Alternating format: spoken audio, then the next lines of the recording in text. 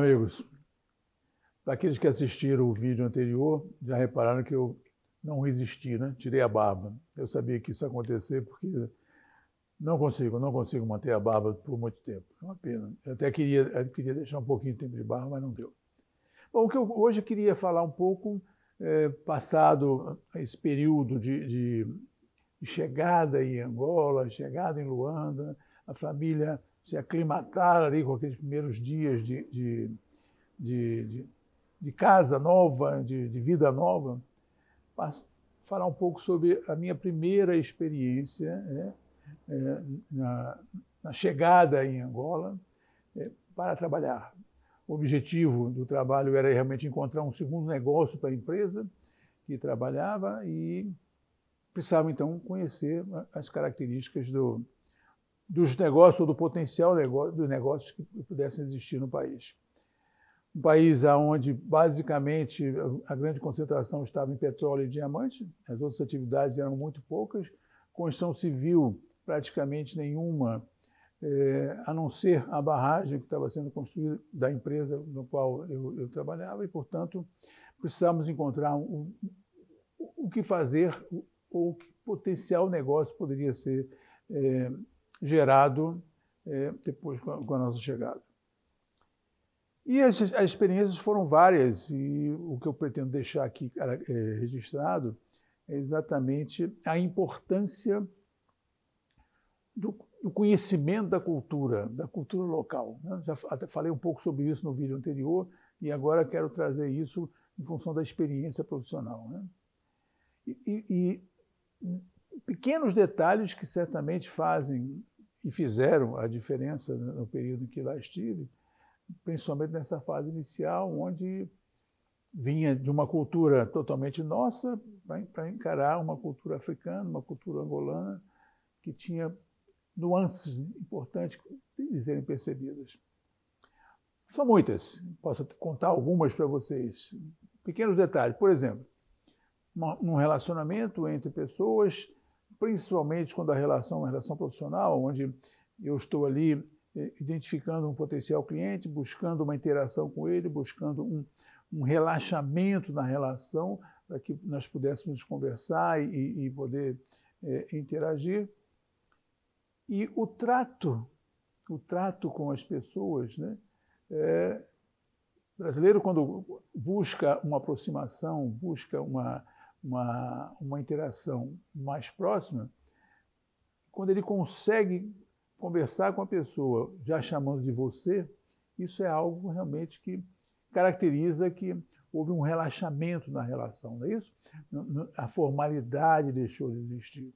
E eu parti para isso, tentei buscar essa relação do você com os meus amigos angolanos e tive a receptividade total. A pessoa com quem eu estava falando, a minha primeira grande experiência, ele me chamava de você também, e eu estava feliz da vida, saí de lá para comemorar, porque efetivamente consegui uma interação mais próxima com o nosso potencial cliente. E, na verdade, eu estava muito enganado, porque o você, quando eles usam você, eles estão usando a formalidade. Então, equivale ao nosso senhor, né? O senhor não sei o quê, o senhor não sei o que mais. E eu não sabia disso e acabei aprendendo. Isso foi um grande aprendizado. Outros aprendizados, por exemplo, o próprio conceito do líder, né? Do chefe, né?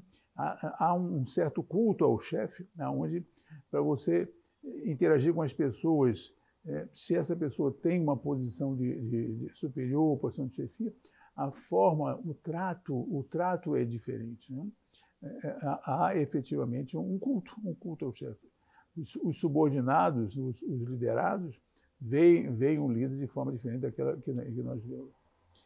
Enfim, esses são dois exemplos simples que eu dei, mas que efetivamente são pequenos detalhes que fazem a diferença. Nós tínhamos muitas dificuldades no momento de implantação, da chegada, melhor dizendo, no mundo empresarial, naquilo que a gente estava buscando fazer lá.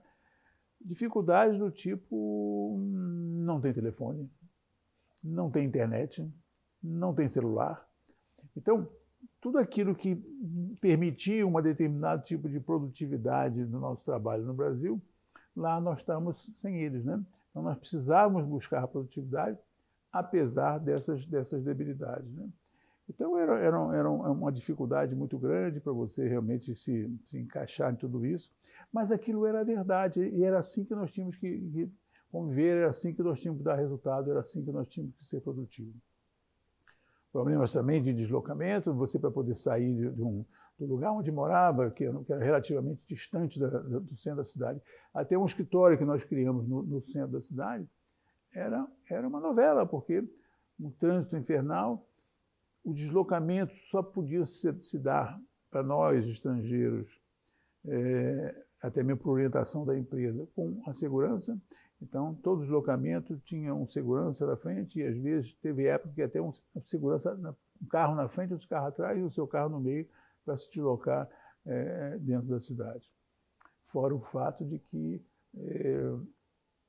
durante um período, nós tivemos que estar submetidos ao toque de recolher, ou seja, você só podia estar na rua até 10h30 da noite. Fora isso, não podia mais ninguém estar na rua, né? Era realmente um toque de recolher.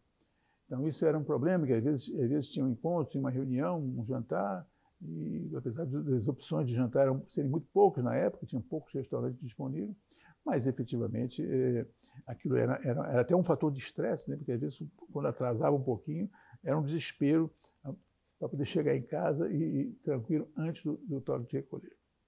Tudo fazem parte de uma realidade, né? Uma realidade que vivenciamos com muita intensidade e um aprendizado, né? Que na medida que a gente foi conhecendo, foi se ajustando a ele, fomos mudando a nossa forma de interagir para que efetivamente pudéssemos perceber perceber essa realidade e dessa realidade transformar em produtividade.